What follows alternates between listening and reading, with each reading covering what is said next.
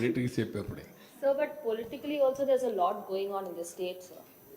ఏముంది? Politically also there's a lot going on in the state that you'll have to, I mean, you are pulled into, say be it the Tirumala Laddu case or everything else. Parakamani case. Even the No. Parakamani case. Can you support Parakamani case? నేను అడుగుతున్నా మిమ్మల్ని.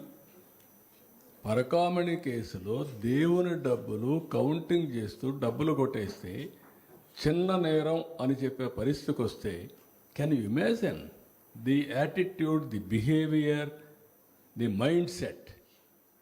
నిన్న ఒక యువ తప్పు చేశాడు. I suspended him.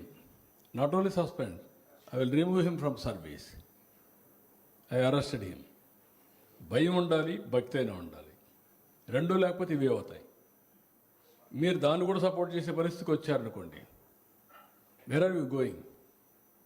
దేవుని డబ్బులు దేవుని దగ్గర ఒక కాపలాదారుడుగా ఉండవలసిన వ్యక్తులే తప్పులు చేస్తూ ఉంటే, అలాంటివి రాజకీయ నాయకులు, అందులో నిన్నటి వరకు పాలనలో ఉండే వ్యక్తులు సపోర్ట్ చేస్తే, దట్టు వెంకటేశ్వర స్వామి సెంటిమెంట్.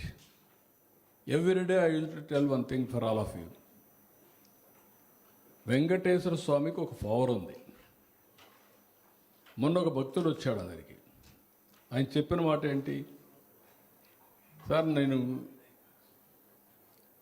122 కేజీల గోల్డ్ వెంకటేశ్వర స్వామికి ఇవ్వాలనుకున్నాను.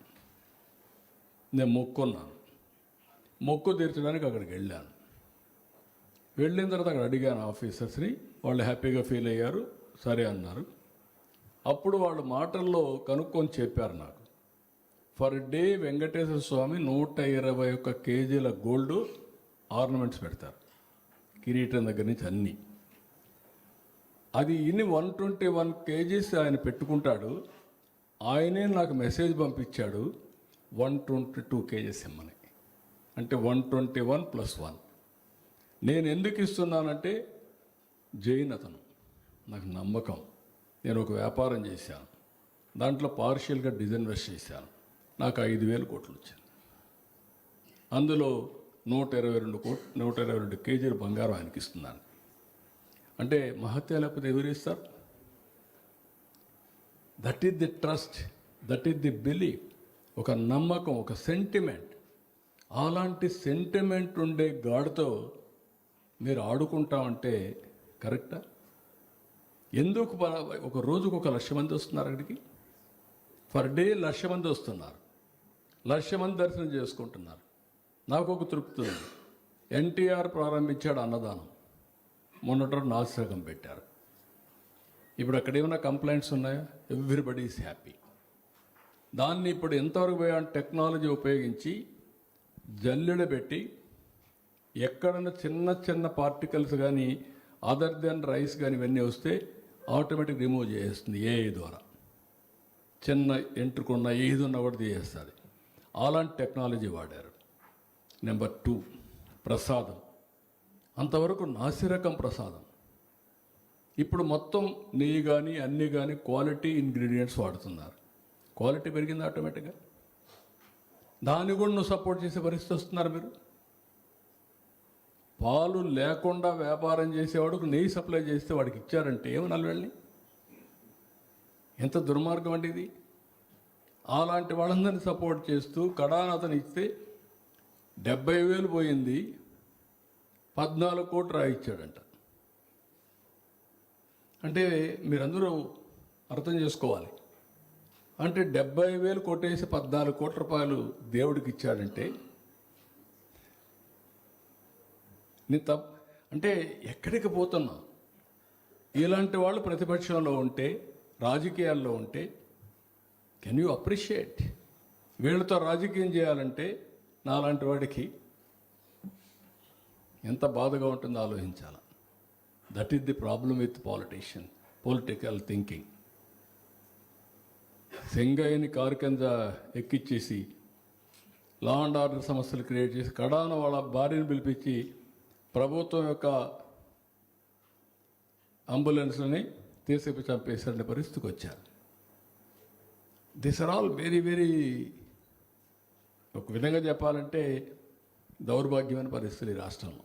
ఎప్పుడు నేను చాలామంది రాజకీయాల్లో చూసాను కానీ ఇలాంటి రాజకీయాలు ఎప్పుడు నేను చూడలేదు. ఏది అతను కూడా వదిలిపెట్టి అరెస్ట్ చేశారు కదా, అప్పుడు ఎవరిని వదిలిపెడతారు?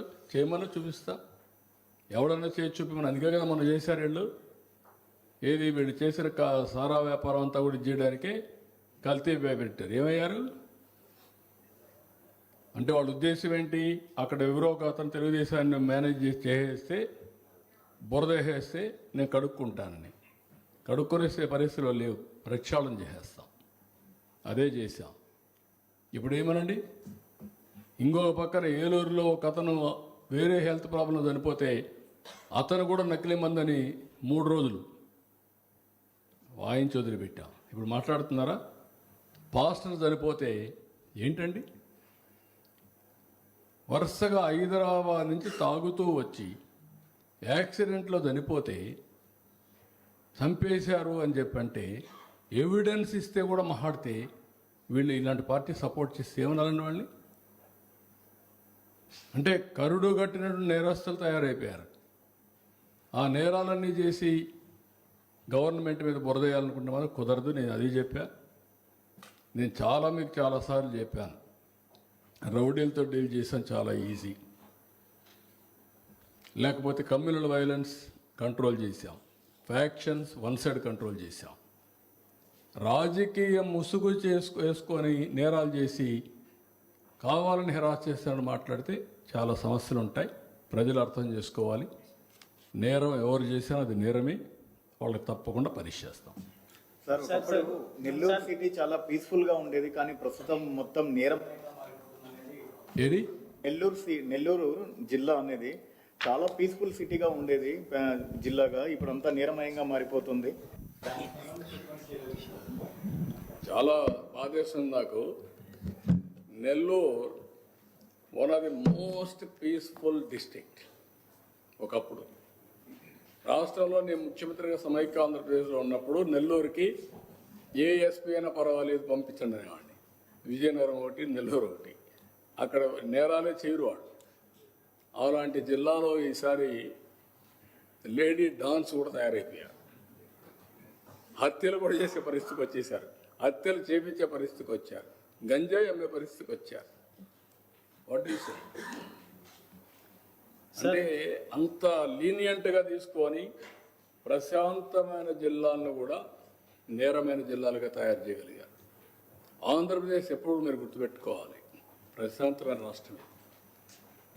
ఎప్పుడూ ఇక్కడ పెద్ద సమస్యలు ఉండేటివి కాదు. ఒరిజినల్గా రాయలసీమలో ఫ్యాక్షన్స్ ఉండేటివి,